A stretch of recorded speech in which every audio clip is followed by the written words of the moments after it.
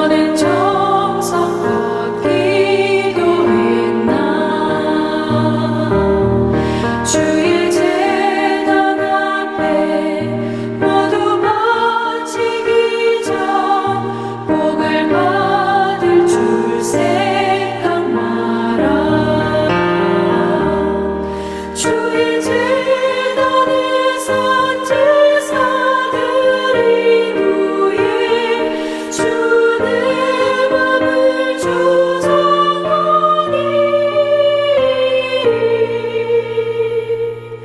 주의 뜻을 따라 그와 동행하면 영생 복락을 누리겠네.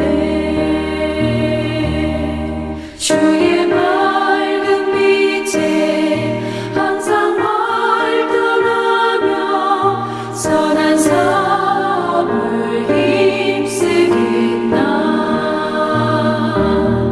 자유 얻으려면 주의 뜻을 따라 너의 모든 것 희생하라. 주의 제단에서 제사 드린 후에 주의 맘을 주장하니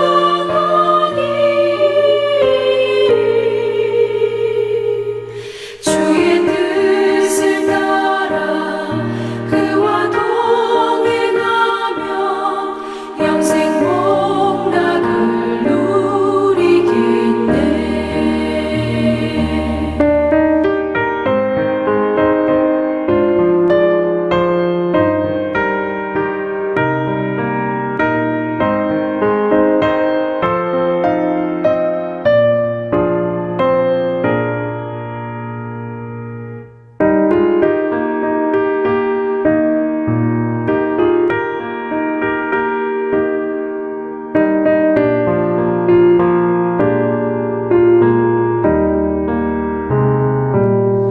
주의 제단 앞에 모두 바친 후에 주와 온전히 사귀겠네. 주님 주신 기쁨 또한 그의 사랑 어찌 말로 다 형용하랴. 주의 제단에서 제사 드린 후에 주의 맘을 주장하니 주의 뜻을 따라 그와 동행하며 영생 복락을 누리겠네.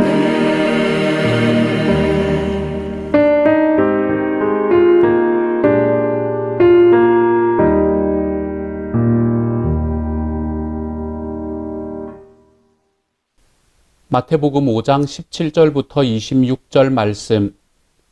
내가 율법이나 선지자를 폐하러 온 줄로 생각하지 말라. 폐하러 온 것이 아니요 완전하게 하려 함이라.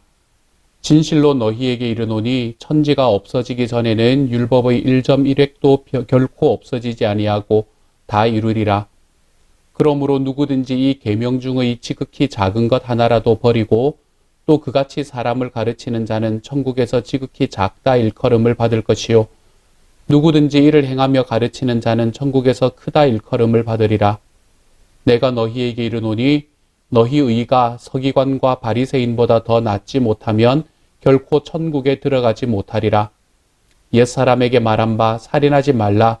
누구든지 살인하면 심판을 받게 되리라 하였다는 것을 너희가 들었으나 나는 너희에게 이르노니 형제에게 노하는 자마다 심판을 받게 되고 형제를 대하여 라가라 하는 자는 공회에 잡혀가게 되고 미련한 놈이라 하는 자는 지옥불에 들어가게 되리라.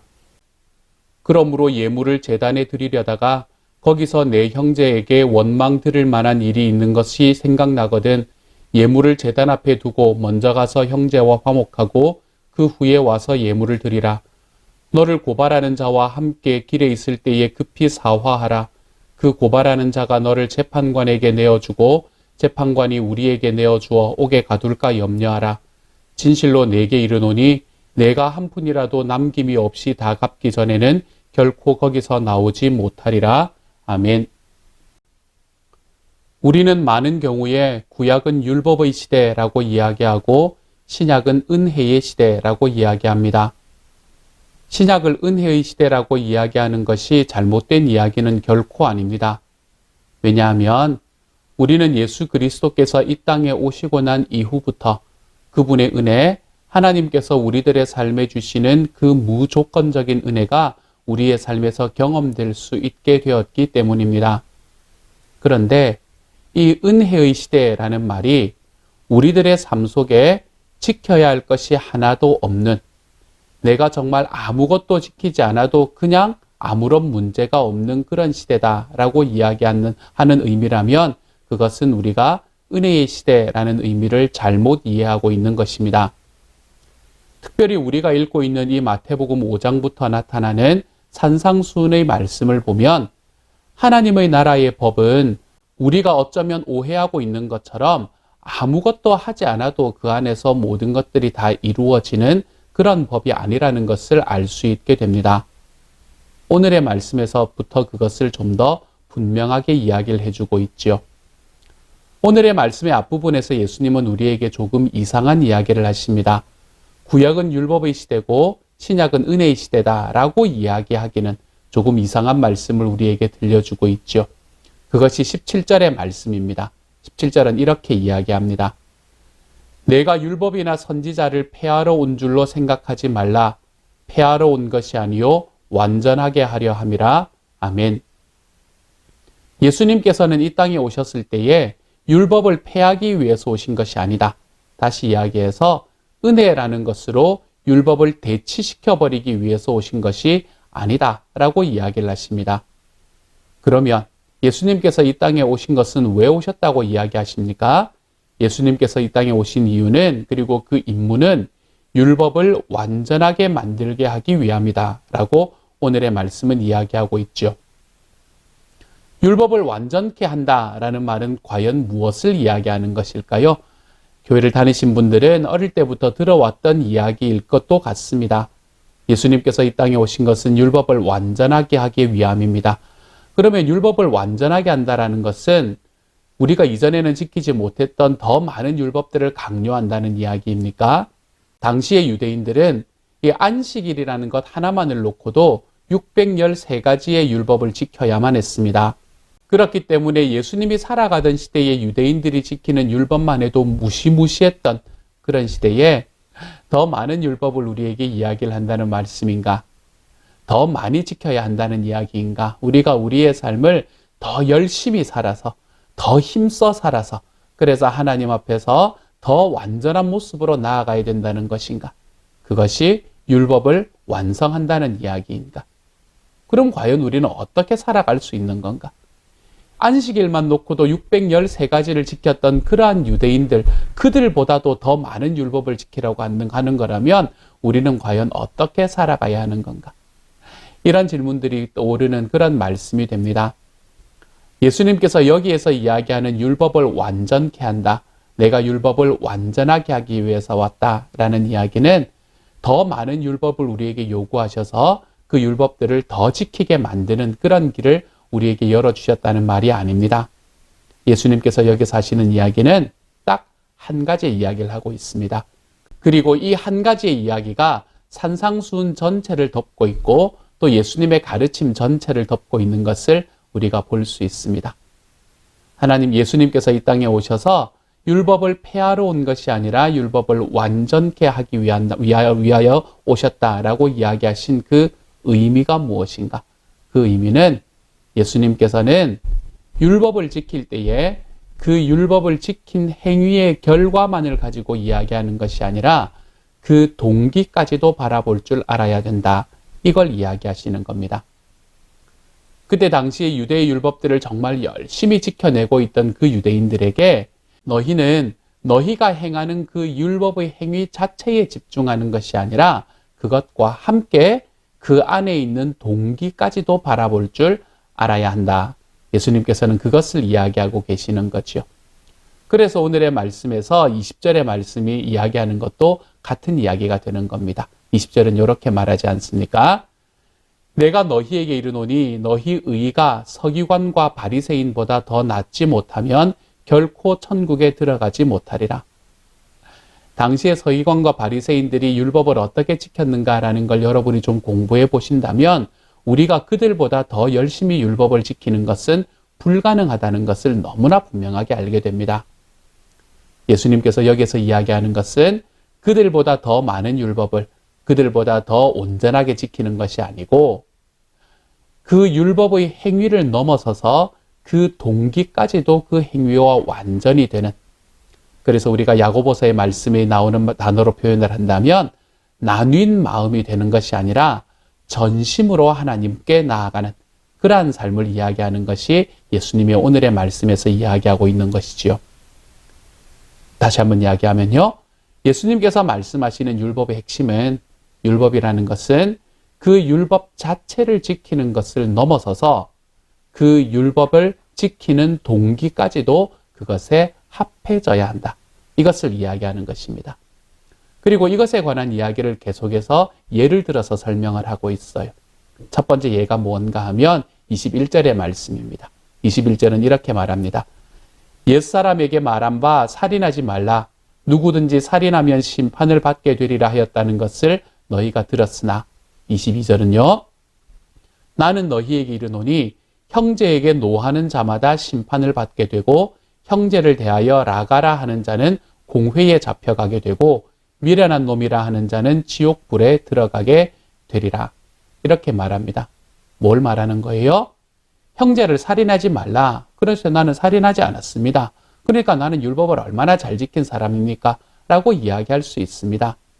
하지만 여기서 예수님께서 이야기하시는 것은 살인하지 말라는 의미가 무엇이냐? 왜 하나님께서는 형제를 살인하지 말라 그랬을까? 살인하지 말라고 한 이야기는 그 안에서 형제를 진짜 죽이는 행위를 하지 말라라는 이야기가 아니라 형제와의 관계가 하나님께서 사랑하시는, 하나님께서 기뻐하시는 관계로 맺어 나가기 위해서 살인하지 말라라는 이야기를 주신 것이라는 거죠. 그러므로 율법의 행위, 내가 살인하지 않았습니다 라는 것으로 자랑하는 것이 아니라 그 율법이 주어진 목적, 형제를 사랑하라 라는 그 이야기에 좀 더 마음을 두고 살아가는 것. 이렇게 살아갈 때에 하나님께서 우리에게 주시는 율법이 완성된다라고 이야기하고 있는 것입니다. 두 번째 예는 뭔가요? 23절부터 나오는 예이지 않습니까? 그러므로 예물을 제단에 드리려다가 거기서 내 형제에게 원망 들을 만한 일이 있는 것이 생각나거든 예물을 제단 앞에 두고 먼저 가서 형제와 화목하고 그 후에 와서 예물을 드리라. 아멘. 이렇게 말합니다. 예물을 제단에 드리는 것, 내가 예물을 드리고 내가 예배를 드리고 그리고 예배에서 내가 하나님 앞에 물질도 드리고 내가 하나님께서 하라는 일은 다 합니다 라고 이야기하는 그 율법의 행위의 결과만을 가지고 이야기하는 것이 아니고 그 율법의 행위에 앞서서 형제들과의 관계에 있어서 어그러진 것이 생각이 난다면 예수님께서 이야기하실 때 율법 중에서 가장 중요한 것이 무엇이냐라는 질문에 예수님께서는 하나님을 사랑하고 이웃을 사랑하는 것인데 하나님을 사랑하는 것과 이웃을 사랑하는 것은 질적인 면에서는 전혀 차이가 없다. 단순히 순서적인 차이만 있다라고 이야기하지 않으셨습니까? 그렇기 때문에 하나님과의 관계가 내가 바르게 서 있다는 것을 알려면 이웃과의 관계가 바르게 서 있어야 된다는 것도 이야기하셨거든요. 그래서 내가 하나님 앞에 예물을 가지고 나아가는데 하나님을 예배하러 나아가는데 내가 이웃은 사랑하지 못하고 내가 이웃에게는 저주하는 이야기와 마음이 내 마음속에 그대로 남아있는 상태에서 하나님 앞에 나와서 예배 드리는 모습을 가지는 게 과연 하나님께서 말씀하시는 율법의 올바른 모습이냐? 이렇게 이야기하고 있는 것이죠. 그렇기 때문에 율법의 행위가 아니라 율법의 행위와 함께 있는 그 마음을 같이 합해서 주님 앞에도 나오고 사람들 앞에도 나아가는 것. 예수님께서 말씀하시는 율법의 완성이라는 것은 이런 데에 있는 겁니다. 율법을 지키는 행위로 만족하고 율법을 지키는 행위로 자랑하는 것이 아니라 내가 그것을 행한 나의 의도와 나의 마음까지도 합해지는 삶.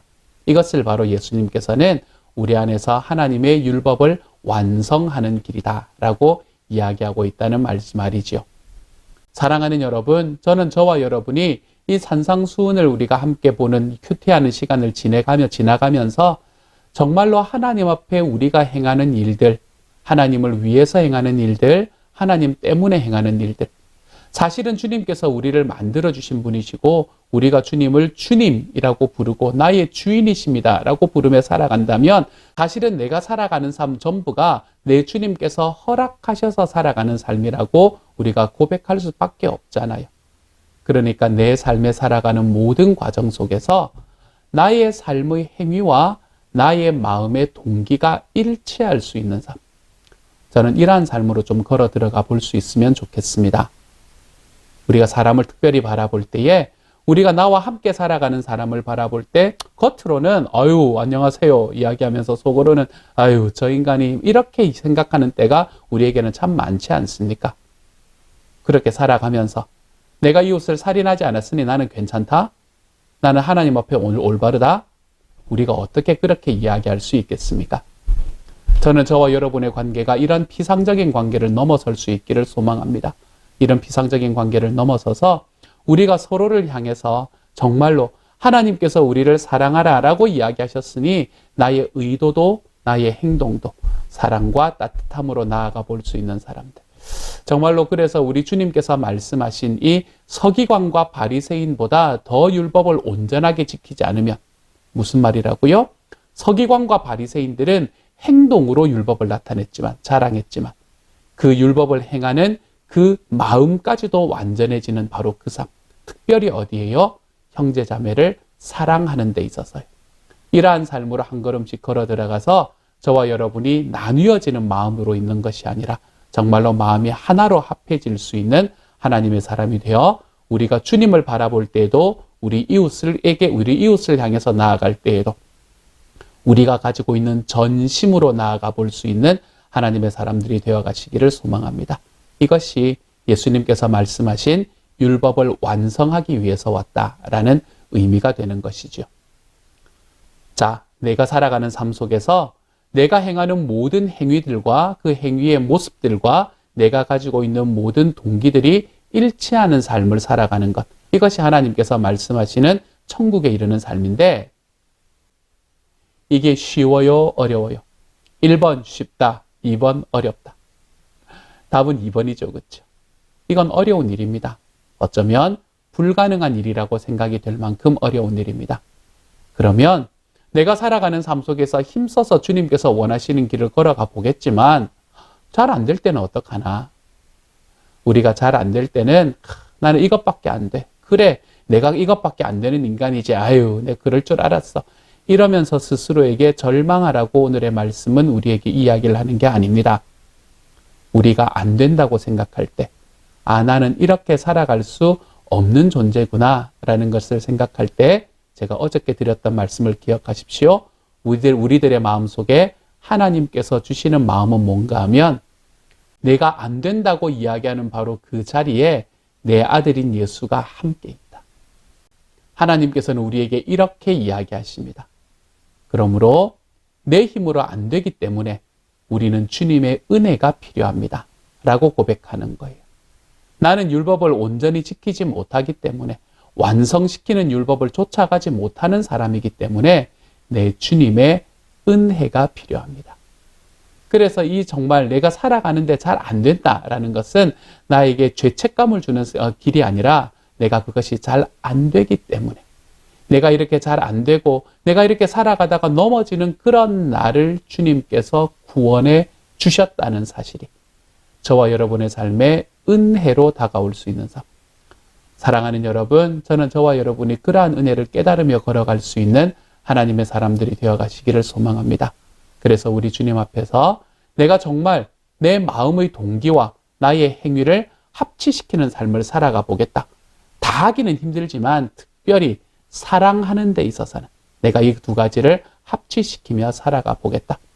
근데 그렇게 살다가 잘 안 될 때는 어떡하나? 잘 안 됨에도 나를 구원해 주신 하나님의 은혜에 감격하며 살아가겠다. 이 두 가지의 길이 이 산상수훈을 읽으면서 우리들에게 주시는 하나님의 말씀의 길이 되는 겁니다. 오늘 하루 살아갈 때 나의 마음의 동기와 나의 행동, 사랑에 있어서는 특별히요 일치시키며 살아가시되 잘 안 된다고 여겨질 때는 주님의 은혜가 더욱더 큼을 기억할 수 있는 삶. 저와 여러분이 그러한 길로 한 걸음씩 걸어가 보는 하나님의 사람이 되어 가시기를 소망합니다. 함께 한번 기도하겠습니다. 사랑하는 하나님 감사를 드립니다. 주님께서 우리에게 내가 율법을 완성하러 왔다라는 이야기가 어떤 의미인지를 알게 하여 주시니 감사합니다. 우리의 삶의 행동과 내가 살아가는 그 행동을 행하는 하나님 그 동기가 일치하는 삶을 살아갈 수 있게 하여 주옵소서.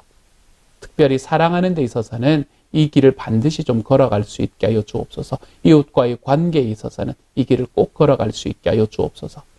하지만 하다가 안 될 때 우리는 죄책감에 빠져들어가는 것이 아니라 그때에도 주님께서 나와 함께 계심을 바라보고 걸어가 볼 수 있는 하나님의 사람들이 되어서 정말로 주님 믿고 주님 나라의 법을 좇아 살아가는 것이 나를 하나님이 짓누르고 또 짓눌러서 내가 이거 어떻게 해야 되나라는 곳으로 걸어 들어가는 것이 아니라 주님께서 나에게 주신 은혜로 인해서 담대한 길을 걸어갈 수 있음을 오늘 하루 경험하며 살아가는 주님의 사람들 되게 하여 주옵소서. 모든 말씀 예수님 이름으로 기도드립니다. 아멘.